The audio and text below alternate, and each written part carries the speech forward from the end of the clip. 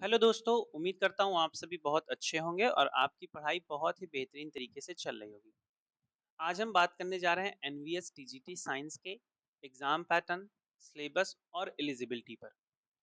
अगर आप एग्जाम सबसे पहले अगर आप बात करें कि एनवीएस टीजीटी साइंस के लिए एलिजिबिलिटी क्या है, तो इसके लिए आपको ग्रेजुएशन मतलब आपका यूजी कोर्स होना चाहिए प्लस बीएड होना चाहिए। ये एक नॉर्मल है। अगर आपने 4 साल का इंटीग्रेटेड कोर्स किया है, जो आपको पता होगा बीच में चलने लगा था, तो उसके लिए आपको बीएड की डिग्री अलग से नहीं चाहिए। अगर आपके पास ऑलरेडी 4 साल का इंटीग्रेटेड डिग्री कोर्स है किसी भी कॉलेज से, या जो एनसीटी द्वारा रिकॉग्नाइज है, एनसीटी द्वारा उनको मान्यता प्राप्त है, तो अगर आप वो हैं तो आपको बीएड की कोई जरूरत नहीं। या फिर अगर आपके पास मास्टर डिग्री है किसी भी यूनिवर्सिटी से, तो और उसमें आपके क्या है 50% से ज्यादा है रिलेवेंट मार्क है, तो भी आप टीजीटी के लिए एलिजिबल हैं। देखिए, जब ये डिज़ायरेबल की बात करता है, तो डिज़ायरेबल का मतलब है कि अगर आपके पास ये है तो आपको थोड़ी प्रायोरिटी मिल सकती है on the basis of last में जो कट ऑफ रेट डिसाइड होती है। तो अगर आपका एक्सपीरियंस है किसी वर्किंग रेजिडेंशियल स्कूल में, तो भी आपको प्रॉफिट होगा। कंप्यूटर एप्लीकेशन में अगर आपकी नॉलेज है, तो भी आपको प्रॉफिट है। और अगर आपका एक्सपीरियंस है किसी अच्छे इंस्टीट्यूट से टीजीटी के लेवल तक, तो भी आपको प्रॉफिट है। नेक्स्ट, टीजीटी साइंस में किस बीएससी डिग्री को एलिजिबल माना गया? तो जो जिन बच्चों का बीएससी बीजेडसी से है, बॉटनी, जूलॉजी और केमिस्ट्री से, वही बच्चे टीजीटी साइंस के लिए एलिजिबल होते हैं। तो आपको बॉटनी, जूलॉजी और केमिस्ट्री से बीएससी होना चाहिए। अगर आप पीसीएम वाले बच्चे हैं तो आप मैथ्स एलिजिबल हो सकते हैं, साइंस एलिजिबल नहीं हो सकते।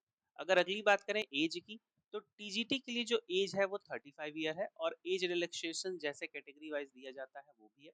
जैसे अगर आप SC ST हैं तो 5 साल का आपको रिजर्वेशन मिल जाता है। अगर आप ओबीसी हैं तो 3 साल का मिल जाता है। वुमेन्स के लिए 10 साल का मिल जाता है। अगर आप एनवीएस एम्प्लॉय हैं तो आपके लिए एज का कोई बार नहीं रहेगा।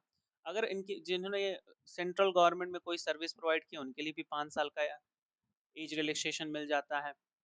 जो जम्मू कश्मीर के लोग हैं, जो जो 1980 मतलब 1980 से 1989 के बीच में रहे, उनके लिए भी 5 साल का एज रिलैक्सेशन मिल जाता है। ये बात थी आपकी एलिजिबिलिटी की। अब अगर हम डायरेक्टली बात करें आपसे एग्जाम पैटर्न को लेकर के कि क्या होने वाला है आपका एग्जाम पैटर्न, तो एग्जाम पैटर्न में आपका सबसे पहले आता है जनरल अवेयरनेस, जिसे आप जीए कहते हैं। जीए आपका 10 क्वेश्चन रहता है 10 मार्क का। फिर रीजनिंग आती है, फिर आईसीटी आता है 10 मार्क के, फिर टीचिंग एप्टीट्यूड। ये सारे आपके 10-10 मार्क के 10 क्वेश्चन रहते हैं। उसके बाद आपका सब्जेक्ट रिलेटेड क्वेश्चन रहेगा और पेडागोजी रहेगा। इससे टोटल टोटल 80 मार्क के क्वेश्चन।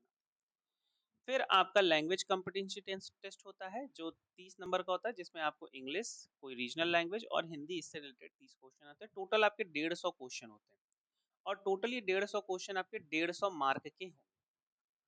नेगेटिव मार्किंग है, मतलब हर एक क्वेश्चन 1 मार्क का हो गया। हर क्वेश्चन कितने मार्क का हो गया? 1 मार्क्स का हो गया। टोटल आपको 3 आवर का टाइम मिल रहा है 150 क्वेश्चन सॉल्व करने के लिए। और नेगेटिव मार्किंग 1/4 की। 1/4 की क्या है? Negative marking. मतलब अगर आपने 4 क्वेश्चन गलत किए हैं, तो उसमें आपका एक सही क्वेश्चन का नंबर क्या हो जाएगा? कट जाएगा। अगर अब हम बात कर रहे हैं सिलेबस की टीजीटी साइंस के लिए, ये जो चीज थी एग्जाम पैटर्न एलिजिबिलिटी, ये तो कॉमन था। लेकिन अगर अब हम बात कर रहे हैं कि स्पेशली सिलेबस क्या होने वाला है टीजीटी साइंस का, तो आप चाहो तो इसका स्क्रीनशॉट भी ले सकते हो। देखो, ये पहला आपका पोर्शन स्टार्ट होता है फिजिक्स का। तो effect of electric current, light, sources of energy, motion, gravitation, फिर flotation, sound, matter, nature, behaviour, states of matter, structure of atom. अब यहाँ से आप अगर देखोगे तो ये केमिस्ट्री स्टार्ट हो गया। साउंड के बाद से आपका केमिस्ट्री स्टार्ट हो गया। फिर periodic classification, chemical substance, chemical reaction, metals, non metals, carbon compounds, conservation of natural resources, man made material. और उसके बाद आपका स्टार्ट हो जाता है बायो।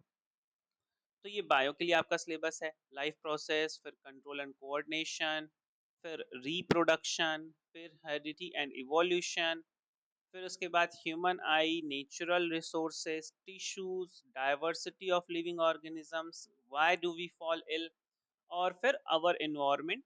और उसके बाद आपका यहाँ पर जाकर के ये कंप्लीट हो जाता है इम्प्रूवमेंट इन फूड रिसोर्सेज।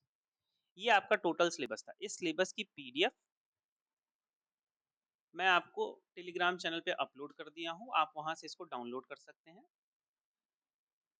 अगर अब हम बात करें कि आपको किस लेवल तक पढ़ना है टीजीटी साइंस के लिए?